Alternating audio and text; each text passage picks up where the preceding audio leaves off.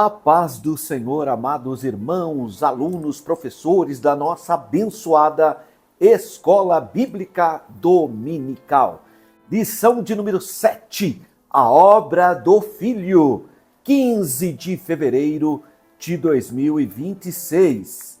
E o nosso texto maior, o texto principal, o texto áureo, está na carta do apóstolo Paulo aos Filipenses, a igreja de Filipos, capítulo 2, versículo de número 9.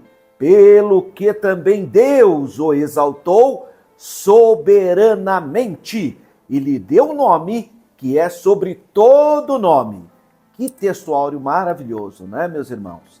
A verdade prática, a humilhação voluntária de Jesus Cristo, sua obra redentora e sua exaltação gloriosa revelam que somente Ele é digno de toda adoração e de toda obediência. Vamos para a leitura bíblica em classe?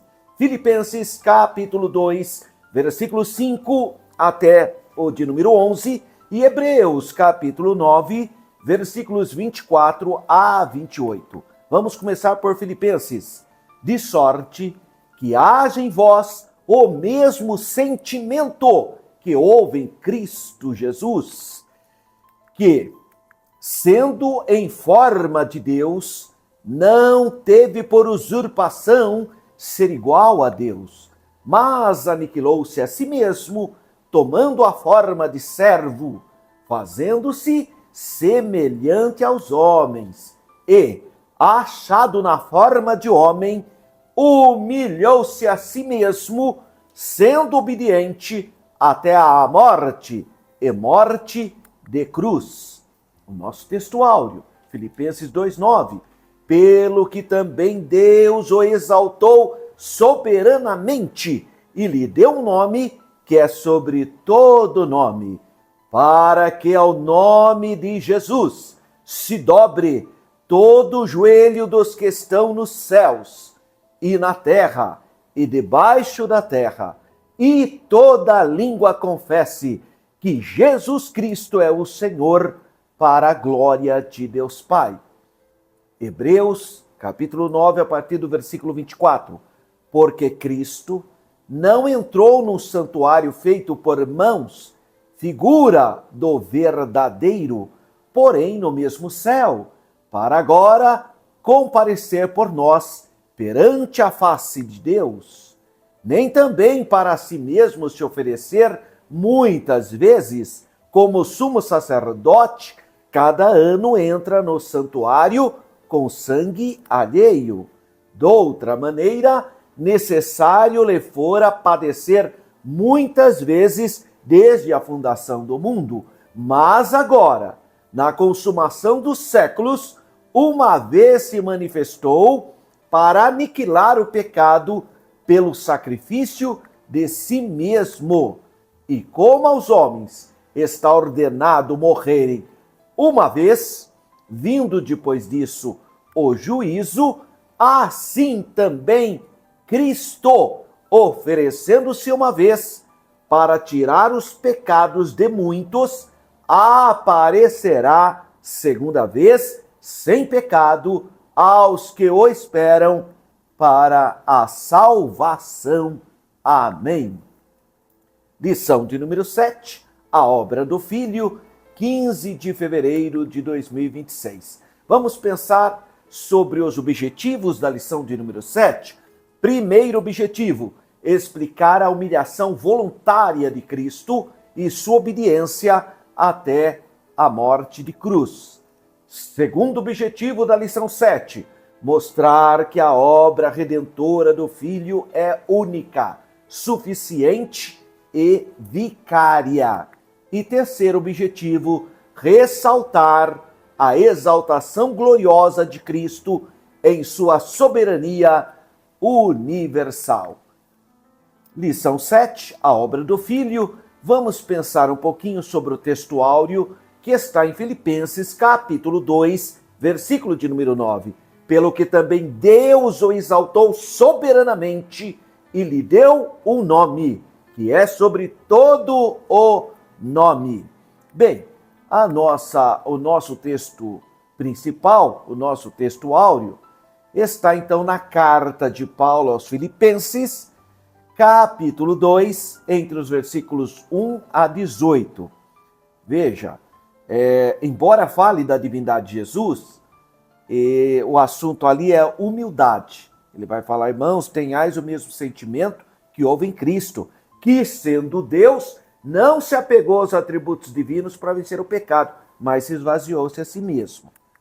Então, a palavra pelo que, do nosso texto áureo, capítulo 2 de Filipenses, versículo 9, mostra que a exaltação do Senhor Jesus Cristo ocorreu por causa da sua missão bem-sucedida.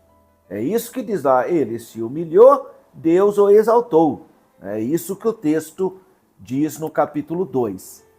Mas é interessante que a humilhação de Jesus também está lá em Hebreus, capítulo 2, versículo de número 9. Olha só o que diz Hebreus 2, capítulo 2, versículo 9. Vemos, porém, coroado de glória e de honra aquele Jesus, que fora feito um pouco menor do que os anjos, por causa da paixão da morte, para que pela graça de Deus provasse a morte por todos. Então você vê que em Hebreus 2,9 é simétrico ao texto áureo também, que é Filipenses 2,9. Então o trecho de Hebreus 2,9 declara que Cristo foi feito menor que os anjos por causa da paixão da morte. Aí a pessoa pega e fala assim, não, Jesus não é Deus, porque Jesus falou que o Pai é maior do que ele. Não, não é só o Pai que era maior do que Jesus, na condição do messianato dele, quando o Verbo se encarnou. Jesus era submisso aos seus pais terrenos. Agora Hebreus diz que ele foi feito um pouco menor do que os anjos, por causa da paixão da morte. Mas isso não anula a sua divindade. E eu volto a lembrar você, aluno, professor, preste muita atenção, porque os grupos unitaristas, aqueles que acham que o Pai é Deus e que o Filho ou é um profeta, ou é apenas a primeira criatura de Deus, é esse ensino equivocado desses segmentos. Eles usam e pensam todos os versículos na Bíblia que falam da humanidade de Jesus para contrapor a sua divindade. E esse é o erro deles, porque Jesus tem duas naturezas. Ora, nós já estudamos isso. No princípio era o Verbo, e o Verbo estava com Deus, e o Verbo era Deus. Isso em João capítulo 1, versículo 1. No versículo 14 diz, e o Verbo, Deus, se fez carne. Então são duas naturezas. Por isso que não pode pegar os versículos que falam da natureza humana para contrariarem a natureza divina, e nem os versículos que falam da natureza divina para contrapor a natureza humana. Por quê? Porque Jesus é uma pessoa e nele há duas naturezas. Duas naturezas. Ele é o Verbo, o verdadeiro Deus, e a carne, o verdadeiro homem. Então, como homem, ele foi feito menor até do que os anjos. Ora, se ele foi feito menor do que os anjos, se ele era submisso aos seus próprios pais, claro que ele pode dizer, o Pai é maior do que eu, nessa perspectiva da sua natureza humana. Então é importante compreender isso, nunca utilizar versículos que falam da natureza humana para contrapor a divindade. E quem faz isso? Os unitaristas. Vivem pegando versículos que mostram Jesus ou a natureza humana, porque ele, como essa é a condição do messianato dele, o Verbo se fez carne. Aí pegam versículos para tentar contrapor a sua divindade, porque não leem a Bíblia como um todo e ficam pensando versículos apenas. Bem, em Hebreus, capítulo 1, versículo 4 e 9, declara que Cristo foi exaltado acima de todos. Vamos ler? Olha só o que diz Hebreus, capítulo 1, versículo 4 ao 9. Aliás, capítulo 1, versículos 4 ao 9. Feito tanto mais excelente do que os anjos. Olha, 2,9 diz que ele foi feito um pouco menor, mas por causa da paixão da morte. Mas olha agora com a sua glorificação. Feito tanto mais excelente do que os anjos, quando herdou o mais excelente nome do que eles. Porque o qual dos anjos disse, chamais. Em outras palavras, o pai nunca falou isso para um anjo. Tu és meu filho, hoje te gerei. E outra vez, eu lhe serei por pai, e ele me será por filho. Jesus, o pai nunca disse isso para ninguém, para nenhum anjo, para nenhuma criatura, para ninguém, só para o seu único filho. E quando outra vez introduz no mundo o primogênito, diz, e todos os anjos de Deus o adorem. A palavra primogênito aqui, protótoco, significa o que tem a primazia ou a preeminência. É o primeiro nesse aspecto. Não é a primeira de uma série, não é isso. É o que tem primazia. A Bíblia fala da palavra primogênito. Primogênito é uma palavra que pode significar o primeiro de uma série, mas pode significar também o que tem a primazia. Por exemplo, Jesus é o primogênito da criação, e aí você vai ler o versículo e ele está falando que ele está sobre tudo, sobre todos. Está falando de primazia. Em Hebreus, fala que a igreja de Cristo é a igreja dos primogênitos. Ora, mas eu não sou primogênito. Então ele não está se referindo de primogênito como o primeiro de uma série, mas aquele que tem a primazia. Lá no Antigo Testamento, a Bíblia diz assim, eu chamei Israel meu primogênito. Mas Israel não é a primeira nação. Tanto é que já tinha até os caldeus, os egípcios. Mas então, por que ele é chamado de primogênito? O que tem a primazia, a prioridade. Então, o termo primogênito tem que saber contextualizar ele. E ele fala que, quando introduz o primogênito, ou aquele que tem a primazia, que todos os anjos de Deus o adorem, porque Jesus é Deus, então todos os anjos têm que adorá-lo.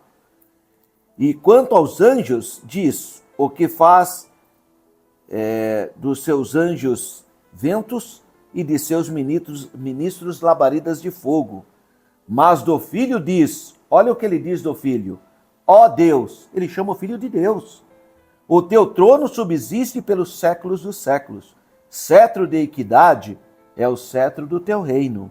Amaste a justiça e aborreceste a iniquidade. Por isso Deus, o teu Deus, te ungiu com óleo de alegria mais do que teus companheiros. Glória a Deus. Então veja expressamente a divindade do Senhor Jesus. Ele é exaltado acima de todos. Então o primeiro capítulo da Epístola aos Efésios se vê que a exaltação do Senhor Jesus Cristo tornou-o cabeça de tudo, unificador e restaurador de todas as coisas, humanas e angelicais, animais e inanimadas. Então, é a exaltação do Senhor Jesus. Isto tudo se deveu ao ato que completou a sua missão terrena, o seu messianato, sendo humilde, o servo sofredor, sendo crucificado pelos nossos pecados. E que essa missão ficou terminada, foi comprovada pelo fato que o ressuscitou dentre os mortos, ascendeu nos céus e foi glorificado. Assim, o Senhor Jesus Cristo foi supremamente exaltado devido ao êxodo da sua missão, a missão do Senhor. 3 grandes quadros descritivos são postos aqui. Primeiro, o quadro do elevadíssimo estado do Filho de Deus nos lugares celestiais antes da sua encarnação. Ele já estava com o Pai, ele fala para que tu mostre a glória que eu tinha antes da fundação do mundo, lá em João. Então, primeiro, a elevada posição do Filho antes da encarnação, porque a encarnação já é uma humilhação. Deus se faz homem. Segundo, o quadro do seu estado aviltado, em sua humildade, em contraste com a sua situação imediatamente anterior à sua encarnação. Deus se fez carne. E 3, o quadro de sua exaltação na qualidade de homem, obtida em resultado do término bem-sucedido da sua missão messiânica ou da sua missão na terrena. Então, ele se humilhou, morreu, foi crucificado, foi sepultado, ressuscitou ao terceiro dia e foi soberanamente exaltado pelo Pai. E é essa palavrinha que vem a seguida, exaltou. No original grego significa elevar a mais elevadas alturas, exaltar excelsamente, exaltar supremamente, uma expressão enfática que indica a natureza elevadíssima e grandiosa da exaltação do Senhor Jesus, do nosso Cristo.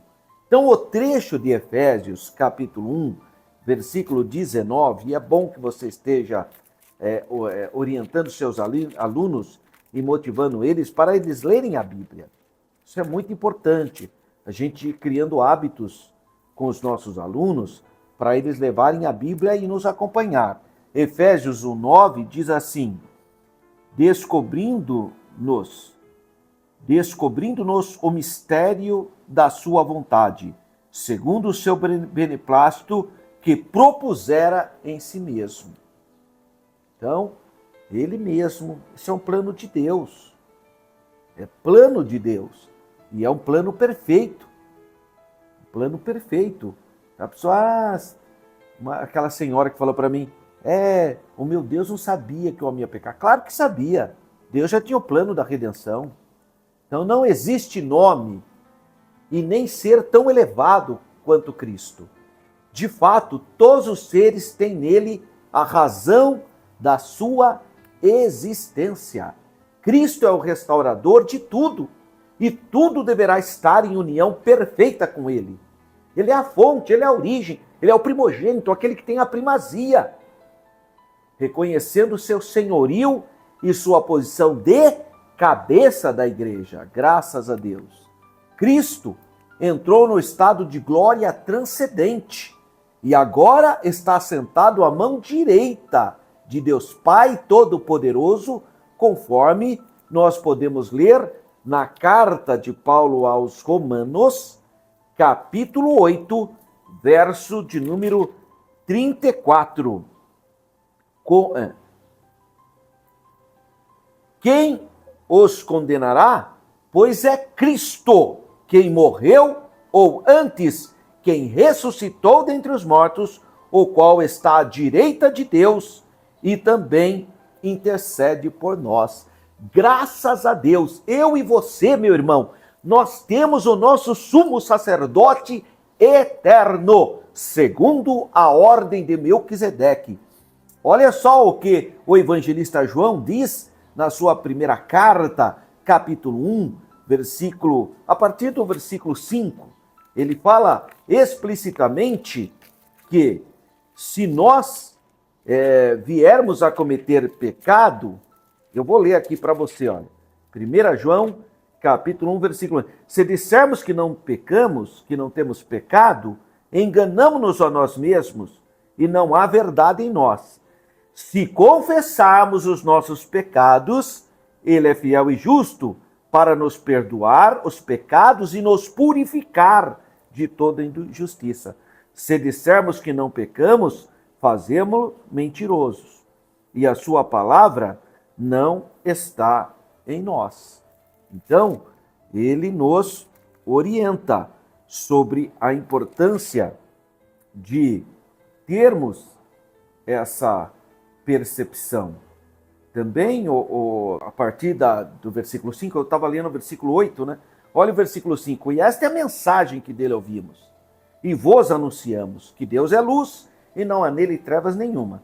Se dissermos que temos comunhão com ele e andarmos em trevas, mentimos e não praticamos a verdade. Mas se andarmos na luz, como ele na luz está, temos comunhão uns com os outros, e o sangue de Jesus Cristo, seu Filho, nos purifica de todo o pecado. Graças a Deus, porque nós temos então o Senhor Jesus como nosso sumo sacerdote. Graças a Deus. Olha aqui o capítulo 2. Meus filhinhos, essas coisas vos escrevo para que não pequeis.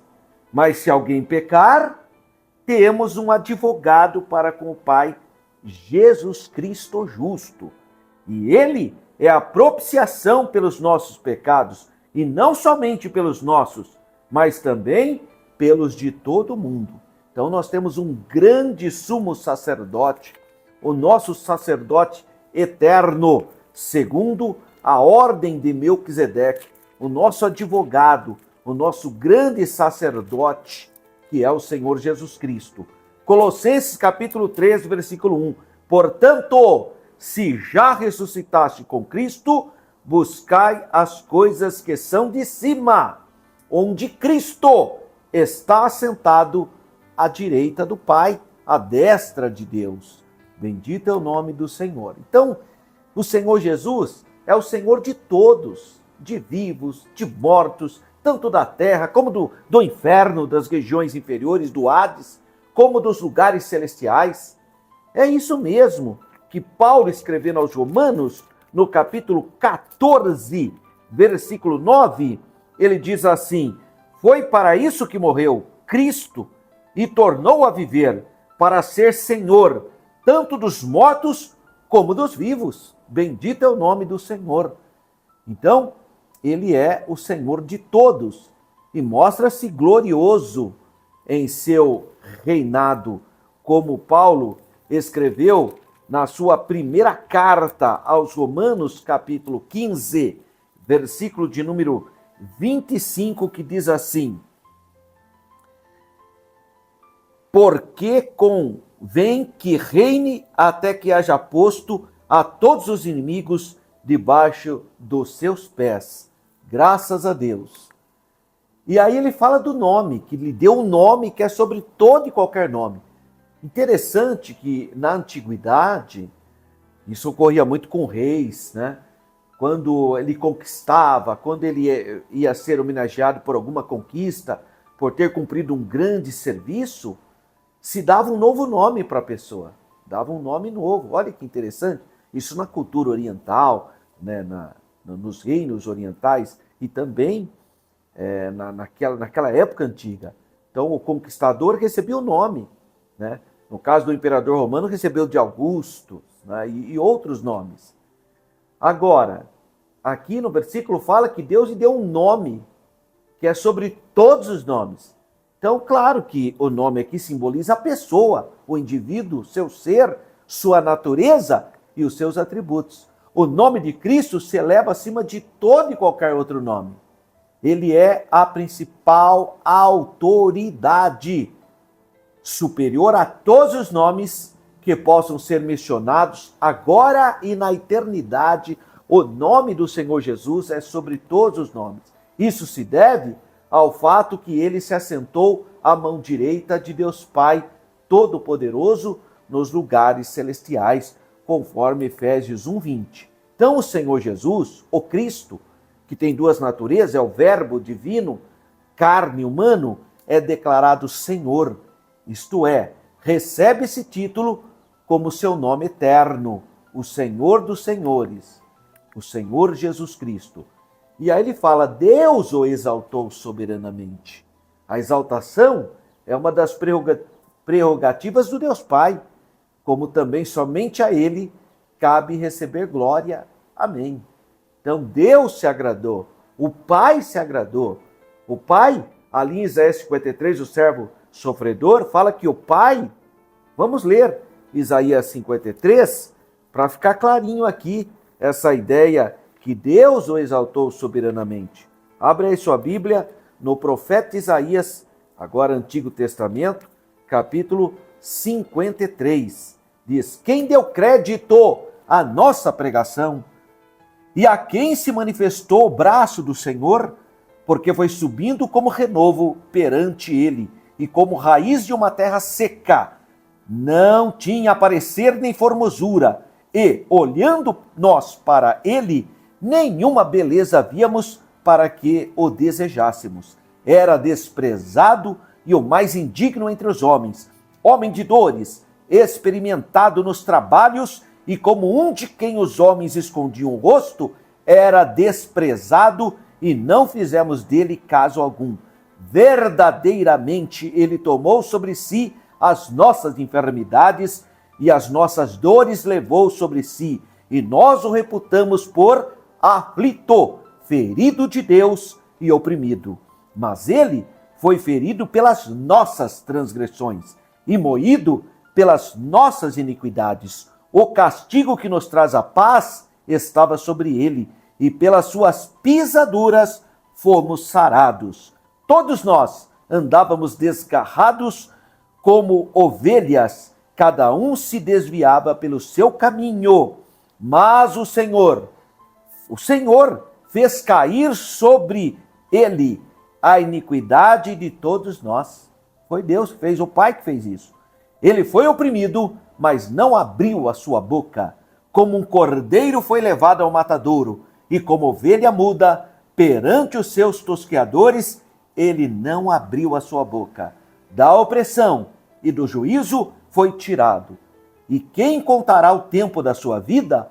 Porquanto foi cortado da terra dos viventes, e pela transgressão do meu povo foi ele atingido.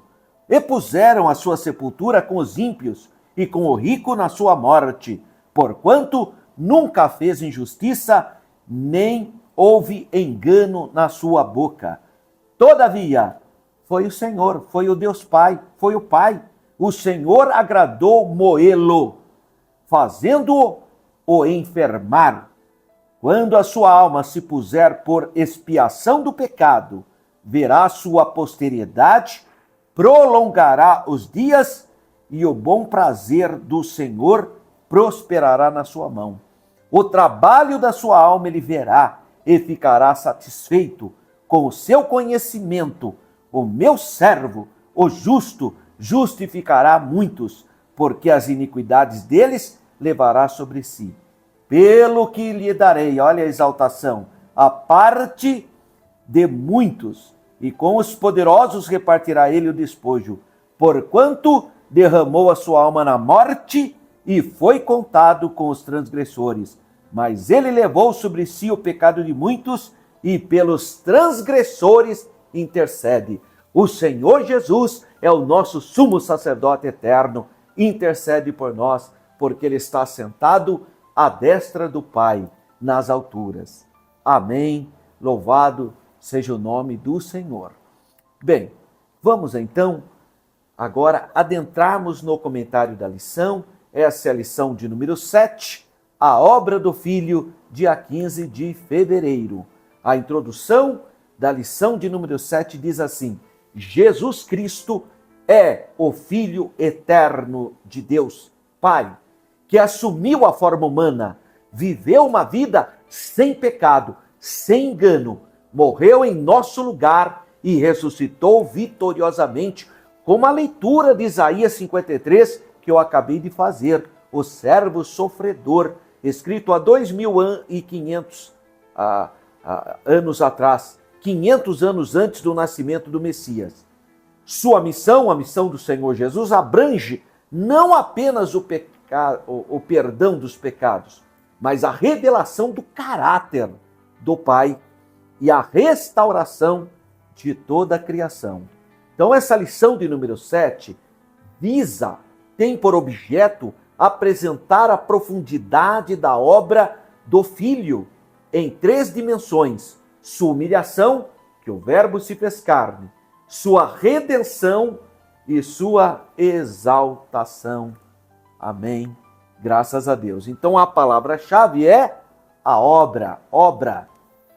Bem, antes de adentrarmos no primeiro tópico, eu quero lembrar você da importância de você estar participando, inscrevendo no nosso canal. Se você ainda não inscreveu, Professor Alberto Oficial, entra lá no YouTube, se inscreve, ativa o sininho para você receber notificações e curta com o joinha aí nesse vídeo. Deixe o seu comentário, lembrando para você colocar o seu nome completo, a cidade, o estado de onde você está falando, tá bem? Para eu poder mandar um abraço aí para os irmãos da Escola Bíblica Dominical. E o pedido que eu sempre faço: compartilhe esse material, coloque lá, todo mundo tem um grupo de WhatsApp, envia para o seu grupo, para a sua família, para os irmãos da igreja, para as irmãs do círculo de oração. para os dirigentes de congregação. É importante eles terem também esse conteúdo. E não se esqueçam, entra também na rádio Pavio que Fumega, que é uma rádio da web, chama Pavio que Fumega. É uma rádio que todo sábado ela trabalha a lição passada. Então, por exemplo, domingo, às 9 horas da manhã, ela vai passar a lição 7. No sábado, às 9 horas da manhã, ela vai passar a lição de número 6. Tá? Então, ela sempre faz isso. Ela coloca no domingo a lição que você está assistindo. Então, domingo, dia 15, a Rádio Pavio que Fumega vai passar a lição de número 7. Já no sábado, dia 14, será a lição de número 6. Então, assista, compartilha, ouça a Rádio Pavio que Fumega, que tem muita coisa boa. Não é só a lição da Escola Dominical. Tem hinos maravilhosos, corais, palavra. Então, acompanhe aí a Rádio Pavio que Fumega. E eu quero mandar um abraço ao irmão Samuel, pela maneira tão carinhosa, acolhedora, que ele tem feito de nosso material da Escola Bíblica Dominical. Bem, vamos lá? Primeiro tópico, a humilhação voluntária do filho. Subtópico 1.1, a submissão de Cristo. O apóstolo Paulo, ele exorta a igreja. Que igreja? A igreja de Filipos. Falando da unidade e da humildade. É esse o tema do capítulo 2 da carta que Paulo escreve aos irmãos de Filipos. Você pode ler Filipenses capítulo 1, versículo 1 a 4. Ele está falando da humildade. Ele inicia já dizendo isso. Irmãos, tenhais o mesmo sentimento que houve em Cristo. Olha aí no capítulo 2. Portanto, se há algum conforto em Cristo, se há alguma consolação de amor, se há alguma comunhão no Espírito, se há alguns entranháveis afetos e compaixões, completai o meu gozo, para que sintais o mesmo, tendo o mesmo amor, o mesmo ânimo, sentindo uma mesma coisa. Nada façais por contenda ou por vanglória, mas por humildade. Aqui está a palavra-chave. Cada um considere os outros superiores a si mesmo. Versículo 4. Não atenda cada um para o que é propriamente seu, mas cada qual também para o que é dos outros. E aí o versículo 5. De sorte que haja em vós o mesmo sentimento que houve em Cristo. Aí ele vai começar a falar que, sendo Deus, não teve por usurpação. Na verdade, ele sendo Deus, ele não se apegou aos atributos divinos para vencer o pecado, mas ele se humilhou. Então, o assunto aqui é unidade, é humildade. Então, o apóstolo Paulo adverte aqueles irmãos a terem uma mente de Cristo. Por isso que, aqui no versículo de número 5 do capítulo 2 da carta dele aos Filipenses, ele declara: de sorte que haja em vós o mesmo sentimento que houve também em Cristo Jesus. É um sentimento de humildade. O termo grego traduzido como sentimento é feroneo. Feroneo Feroneo significa também modo de pensar, ou disposição mental, a predisposição mental, né? É a ideia do sentimento. Dessa forma, os crentes, os cristãos, eles devem ter uma postura, assumir um modo de pensar e viver demonstrado por Cristo, a mesma forma que Cristo agiu e foi. Refere-se, então, a uma consciência moldada pela humildade, pelo amor, pela obediência. Então, todo crente tem que ter a mente de Cristo. Todo cristão tem que entrar no seu quarto, fechar a porta e orar para Deus cada dia santificar mais o seu ser, para que ele tenha uma mente cristã, uma mente sensível à voz do Espírito Santo. E não viver segundo o mundo, segundo as ideologias, segundo as influências do mundo, falando o que vem na cabeça, agindo de maneira inconveniente, inapropriada. De maneira alguma. Nós somos luz do mundo e sal da terra. Imitar a mente de Cristo significa renunciar ao egoísmo, às vaidades. A pessoa fala tudo que vem na cabeça, totalmente carnal. O que é isso? Nós temos que imitar a mente de Cristo. Significa o quê? Renunciar ao egoísmo. buscar o bem do próximo e viver para a glória de Deus. Isso que é santificar o nome de Deus. Santificar o nome de Deus é o nome de Deus ser glorificado pelos seus atos. Você pode ler isso em Romanos capítulo 12, versículo 2. Então, como cristãos bíblicos, somos chamados não apenas a crer, a confiar em Jesus, mas a pensar e agir como Jesus age. Mateus 11, 29. Subtópico 2, do tópico 1. O esvaziamento da sua glória. Então, o apóstolo Paulo recorda que Jesus, agora no versículo 6 do capítulo 2 da carta de Paulo aos Filipenses, sendo em forma de Deus, não teve por usurpação ser igual a Deus. Sendo Deus, não se apegou aos atributos divinos para vencer o pecado. Jesus venceu o pecado e o diabo como homem, o Adão perfeito. Sendo ele igualmente Deus, compartilhando da mesma essência, a mesma natureza do Pai, basta ler João 1, no princípio era o Verbo estava com Deus e o Verbo era Deus, ele preferiu privar-se desse direito. Então ele não se apega aos atributos divinos. Não, ele não se apega à sua divindade para vencer o pecado. Trata-se de um contraste com o primeiro Adão. O primeiro Adão queria ser igual a Deus. Gênesis 3:5. Enquanto que Cristo, o segundo Adão, o nosso Adão perfeito, sendo Deus, preocupou-se com o bem-estar dos outros. Filipenses 2:4, parte B. Essa realidade é confirmada quando Jesus aniquilou-se a si mesmo, tomando a forma de servo. Filipenses 2:7. Então, a encarnação é um ato de humildade de Deus, né? O Verbo se fez carne. Isto é, o Senhor Jesus esvaziou-se voluntariamente, do grego kenosis. Agora, claro que ele tomou essa atitude voluntariamente. Ele não quis se apegar aos atributos divinos para vencer o pecado. Foi ele que aceitou. Quem irá por nós? Ele aceitou. O Verbo se fez carne. O Pai não se fez carne.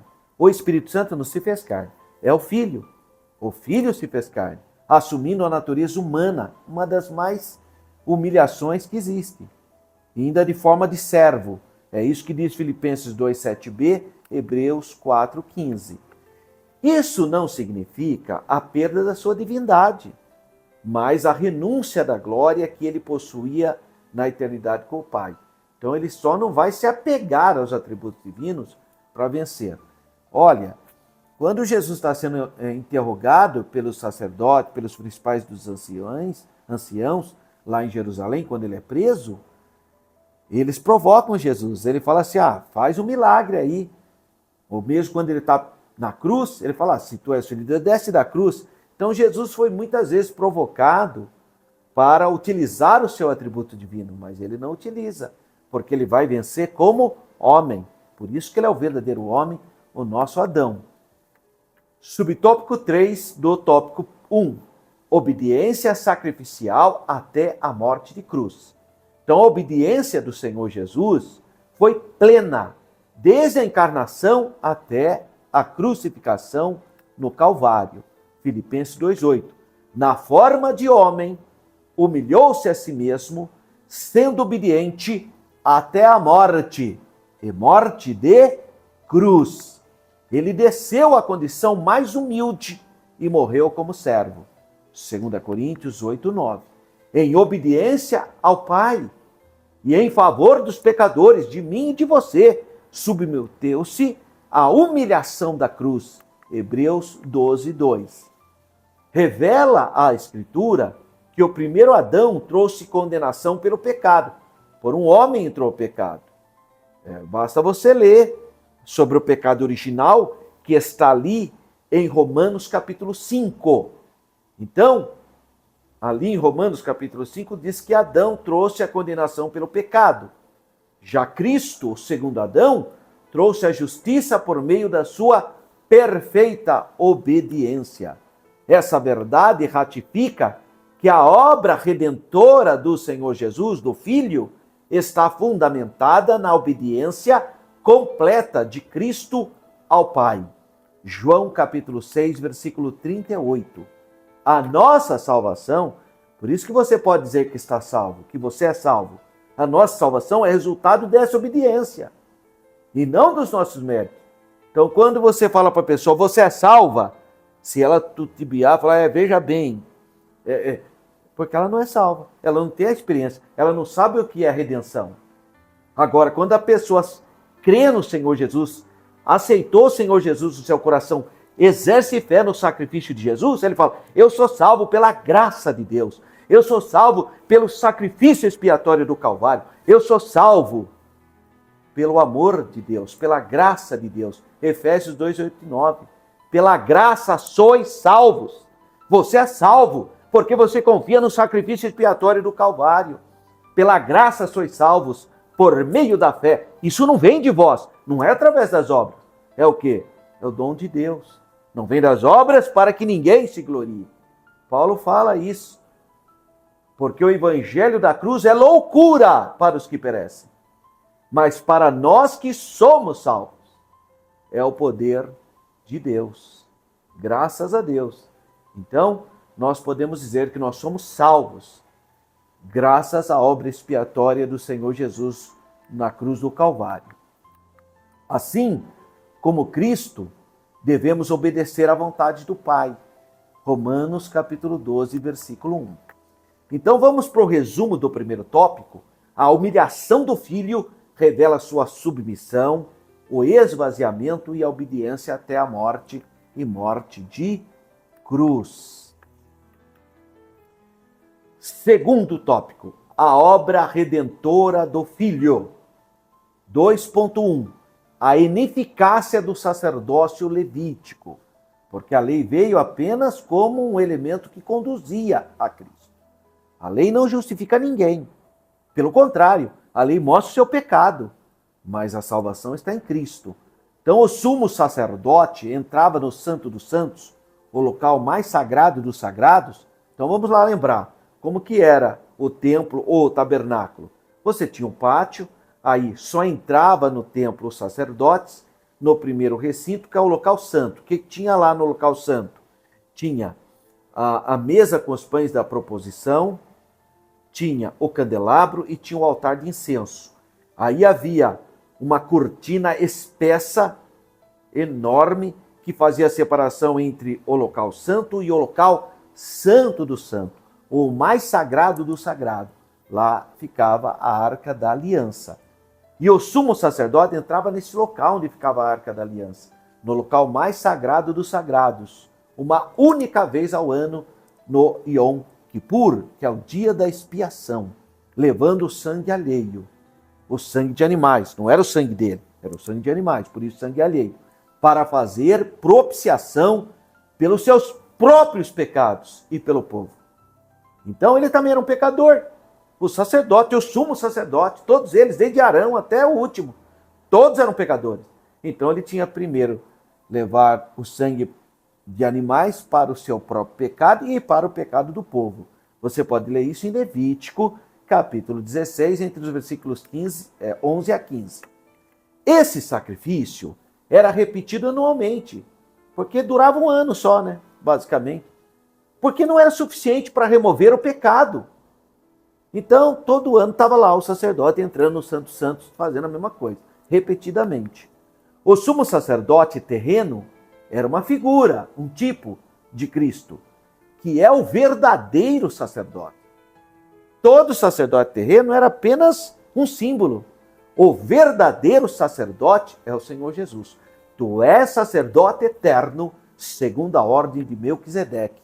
Hebreus 2,17 fala que ele é o eterno sumo sacerdote. O santuário terreno era uma sombra apenas. Moisés copiou do que ele viu, do que Deus revelou. Mas Cristo entrou no céu mesmo para interceder por nós diante de Deus Pai Todo-Poderoso. Hebreus capítulo 8, versículo 1 a 2. A entrada única de Cristo no santuário, com o seu próprio sangue, nos assegura uma eterna redenção. Hebreus 9, 2. Eu gosto muito da passagem de Hebreus, no capítulo 4, que fala assim: versículos 14 a 16. Isso aqui é um bálsamo para a minha alma, um bálsamo para a sua alma. Olha o que ele diz. Visto que temos um grande sumo sacerdote, Jesus, Filho de Deus, que penetrou nos céus, retenhamos firmemente a nossa confissão, porque não temos um sacerdote que não possa compadecer-se das nossas fraquezas, porém um que, como nós, em tudo foi tentado, mas sem pecado. Cheguemos, pois, com confiança ao trono da graça, para que possamos alcançar misericórdia e achar graça, a fim de sermos ajudados em tempo oportuno. Graças a Deus que nós temos o nosso sumo sacerdote, o Senhor Jesus Cristo. Os sacerdotes humanos, por serem imperfeitos, esse sacerdócio levítico foi substituído por um sacerdócio superior, que é o sacerdócio de Cristo, conforme Hebreus capítulo 7, versículo 23 e 24. Segundo subtópico do tópico 2, o sacrifício único e suficiente. Na antiga aliança, ofereciam-se sacrifícios continuamente pelo pecado, por causa da ineficácia dessas ofertas. Então você tinha que fazer o tempo todo, porque não era eficaz. Diferente do sistema levítico, a morte do Senhor Jesus foi definitiva, completa e eficaz. Hebreus 9, 28, a parte A. Assim também Cristo, oferecendo uma só vez, para tirar os pecados de muitos. Então, quando eu vejo esse versículo, me preocupa a cerimônia da missa católica. Por quê?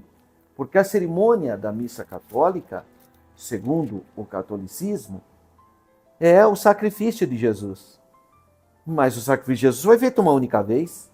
Não é para ficar fazendo toda hora o sacrifício. Então, a missa católica tem um defeito teológico. Com base em Romanos 9, 28, tem alguma coisa que não bate em querer fazer o sacrifício. Todas as vezes que faz a missa, faz o sacrifício. Não se sustenta essa prática à luz da Bíblia. Você pode fazer o culto de Santa Ceia, que é em memória da obra de Jesus, mas não querer repetir o sacrifício de Jesus. Olha o que diz o texto. Cristo ofereceu-se uma vez para tirar os pecados de muitos. É uma só vez. Os sacerdotes antigos lá na lei que ficavam fazendo toda hora o sacrifício, porque era ineficaz. Agora o sacrifício de Jesus é eficaz, é uma única vez. Não tem que ficar fazendo o sacrifício toda hora. Agora, claro, você tem que fazer o culto de Santa Ceia em memória, não é o sacrifício. O sacrifício de Jesus está consumado, é único. Aí entra também o problema do adventismo do sétimo dia, que acha que Jesus quer o juízo investigativo. O juízo investigativo é uma blasfêmia contra a obra de Jesus, porque a obra de Jesus na cruz foi completa, absoluta. Não precisa ficar agora fazendo outras coisas. E, infelizmente, os adventistas acreditam nessa aberração teológica, que é esse tipo de pensamento, né? Completamente fora da vontade de Deus, que eles apelidaram, denominaram de juízo investigativo. Mas é uma outra coisa que não tem o menor sentido à luz da palavra de Deus. Que à luz da palavra de Deus, Cristo Jesus morreu na cruz e aquele sangue me purifica de todo pecado. Não existe juízo investigativo. Isso é uma invencionice do adventismo do sétimo dia. Mas não existe juízo investigativo. Porque a morte de Jesus disse na cruz, está consumado. Jesus disse lá na cruz, está consumado. E nós cremos nessa morte expiatória, nesse sangue remissor. Nós cremos no brado de Jesus que está consumado, está completo. A obra de Jesus é uma vez só, é um só sacrifício. E nós exercemos fé nesse sacrifício, e esse sangue que foi vertido há 2000 anos atrás, esse santo sacrifício, é que nos dá a vitória. Agora Jesus é o nosso sumo sacerdote diante do Pai, graças a Deus. Então a expressão uma vez, do grego rapax, indica que não há necessidade de repetição. O que ele fez é perfeito e é eterno, conforme Hebreus capítulo 10 e versículo 10. Olha só o que ele diz aqui, ó. Na qual vontade temos sido santificados pela oblação do corpo de Cristo, feita uma vez. É uma vez só, irmão. Glória a Deus. O sacrifício perfeito do Senhor Jesus. Então a salvação não é por causa dos méritos ou rituais, mas ela é plena e gratuita, alcançada pela fé na obra consumada do Senhor Jesus na cruz do Calvário. Está consumado. Glória a Deus. O Verbo se fez carne, foi crucificado, derramou sangue, morreu, foi sepultado, ao terceiro dia ressuscitou e está à destra de Deus Pai e intercede por nós. Glória a Deus. Então Cristo, ao morrer, rasgou o véu que separava o homem da presença de Deus. Mateus 27, 5. Não há outro meio de salvação, nenhuma outra oferta, nenhuma outra obra, nenhum outro nome, só no nome de Jesus, conforme Atos 4,12. É o único nome. O Calvário é suficiente. Jesus é tudo. É aquele corinho que eu já cantei para você. Quem tem Jesus tem tudo. Quem não tem, não tem nada. Glória a Deus. Então Jesus, o sumo sacerdote, o Salvador, clame, invoque o santo nome de Jesus, o poderoso nome de Jesus, o nosso amado Salvador, único e suficiente. Graças a Deus.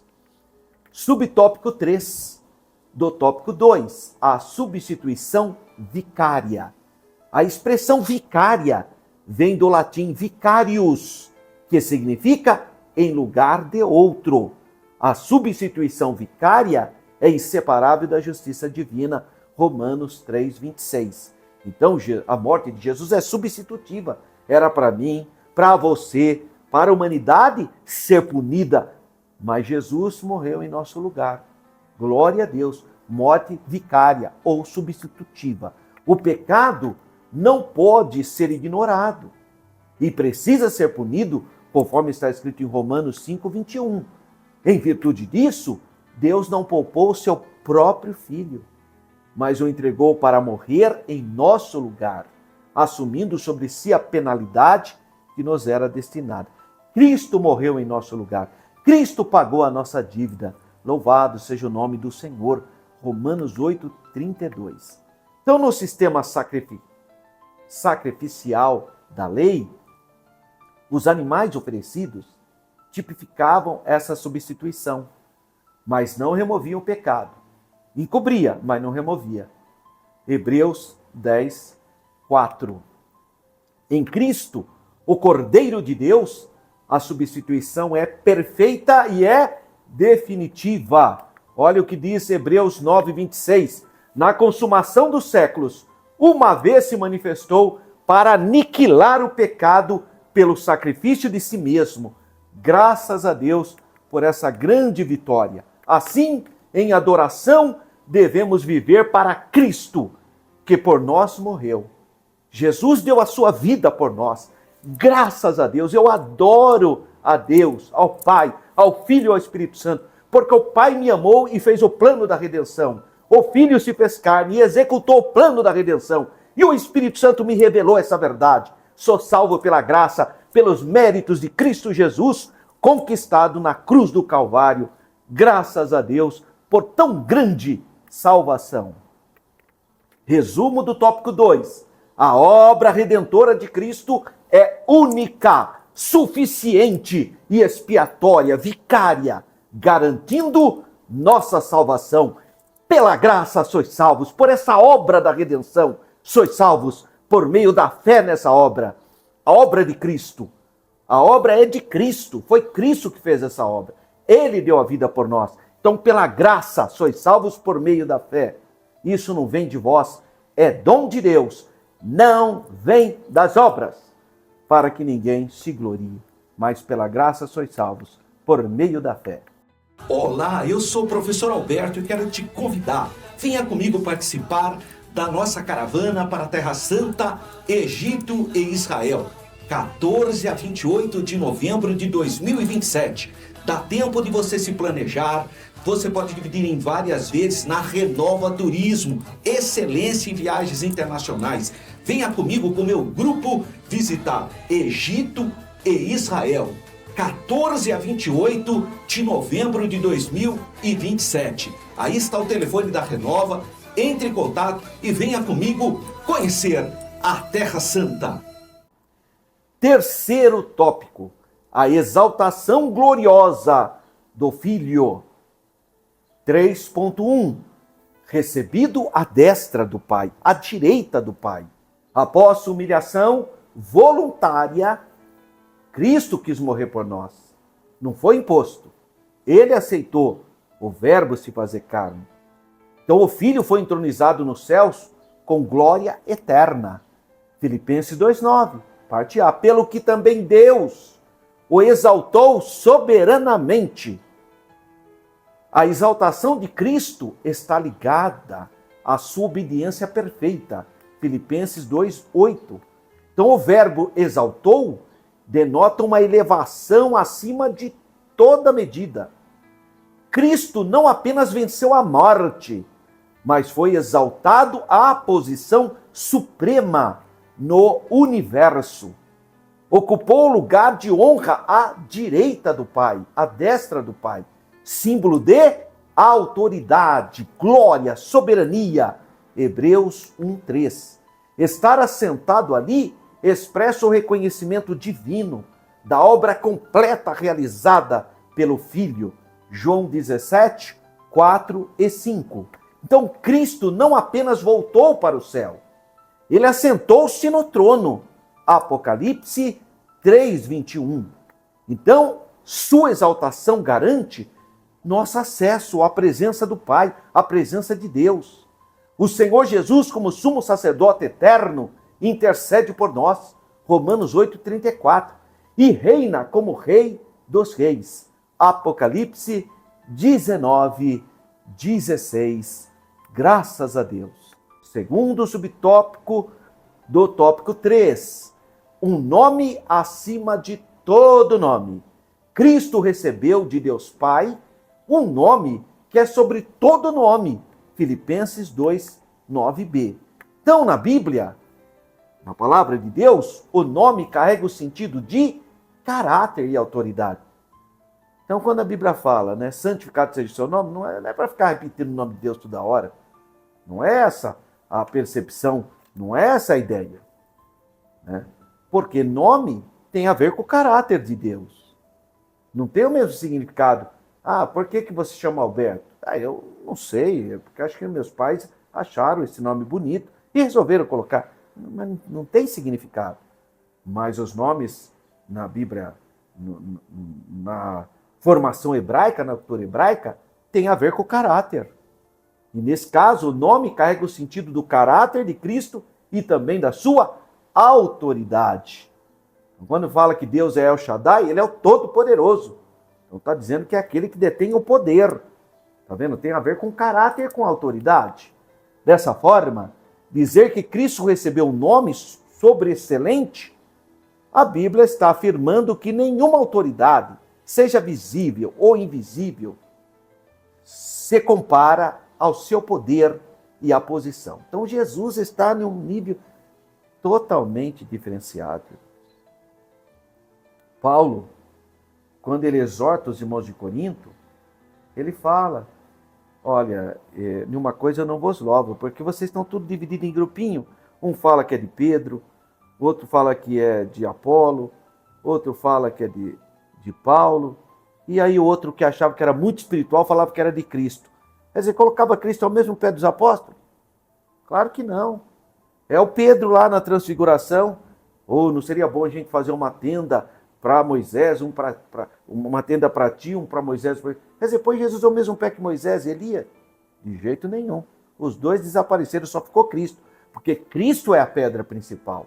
Nada se compara a Jesus, não adianta. Tem gente que fica, né, sabe, não tem base bíblica, não tem nada, e fica querendo pôr um nominho ali. Não adianta. O nome é o nome de Jesus.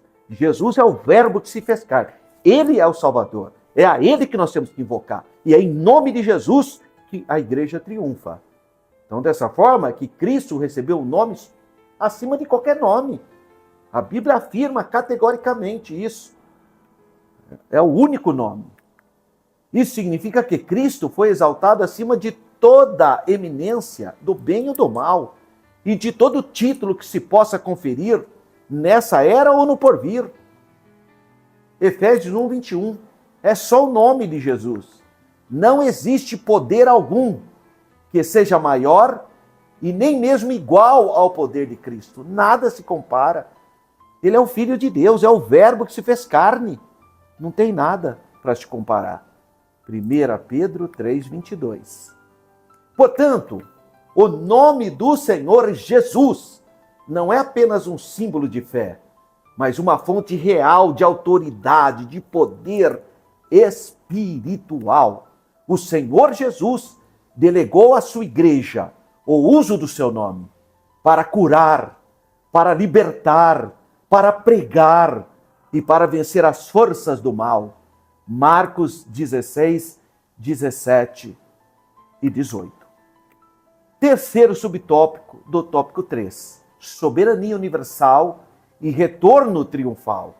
Então a Bíblia revela que todas as criaturas se curvarão diante do poderoso nome do Senhor Jesus, conforme Filipenses 2, 10.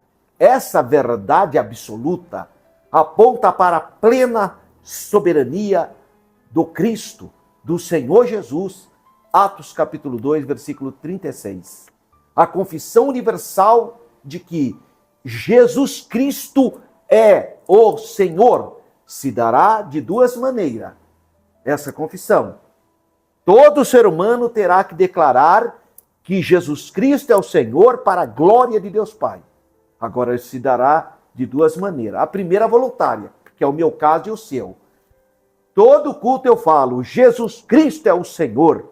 Todo culto eu declaro, Jesus é a cabeça dessa congregação, dessa igreja. Jesus Cristo é o Senhor. Voluntário. Por aqueles que creem e servem o Senhor Jesus como Salvador. Que é o nosso caso, graças a Deus, Romanos 10, 9 e 11. E compulsória. Por aqueles que o rejeitaram, mas que o reconhecerão em juízo. Romanos 14, 11, Filipenses 2 e 11. Vão ter que dobrar o joelho, vão ter que confessar. Todos que blasfemos, que falaram contra a pessoa de Jesus, que negaram a divindade de Jesus, que negaram que Jesus é o Filho de Deus, que negaram que Jesus é o caminho, a verdade e a vida, todos terão que dobrar o joelho e declarar que Jesus Cristo é o Senhor para a glória de Deus Pai, compulsoriamente. É isso que diz Filipenses 2, 11. Vamos ler? E é até bom que você grife aí na sua Bíblia. Olha só o que diz a palavra do Senhor. Para que ao nome de Jesus, a partir do versículo 10, Filipenses 2, 10, para que o nome de Jesus se dobre todo o joelho dos que estão nos céus e na terra, e debaixo da terra. E toda língua confesse que Jesus Cristo é o Senhor, para a glória de Deus Pai. Amém, meus irmãos? Hebreus completa a visão escatológica da soberania do Senhor Jesus Cristo, afirmando que ele voltará para levar para si os que o esperam. Hebreus 9, 28. Essa vinda será em glória, poder e juízo. Mateus 24, 30. Sua glória será reconhecida por todos, para a salvação ou para a condenação. Ele voltará triunfante para buscar a sua igreja e reinar eternamente. João 14, 2, 3 e Apocalipse 11, 15. Resumo do tópico de número 3. A exaltação gloriosa de Cristo manifesta sua soberania universal e assegura o triunfo final da igreja, graças a Deus. Considerações finais. A obra do Filho é completa, suficiente e gloriosa, da humilhação à exaltação. O Senhor Jesus se humilhou para nos salvar. ofereceu-se em sacrifício vicário, expiatório, para nos redimir, e foi exaltado para governar eternamente. Como igreja, eu e você somos chamados a viver em comunhão com essa verdade absoluta, aguardando o retorno do nosso grande Deus, Salvador e Senhor. Vivamos como servos daquele que nos serviu com sua vida e nos salvou com o seu próprio sangue, o Senhor Jesus Cristo, o Filho do Deus vivo. Amém. Graças a Deus. Que você tenha uma aula abençoadíssima. Graças a Deus pela sua vida. Graças a Deus pela Escola Bíblica Dominical. Próxima lição. Lição de número 8. O Deus Espírito Santo. 22 de fevereiro de 2026. Aí nós vamos entrar então agora na terceira pessoa da unidade divina. Nós estudamos a primeira pessoa, que foi o Deus Pai, estudamos a segunda pessoa, a pessoa do Filho, e agora vamos adentrar na pessoa do Espírito Santo, já em 22 de fevereiro de 2026.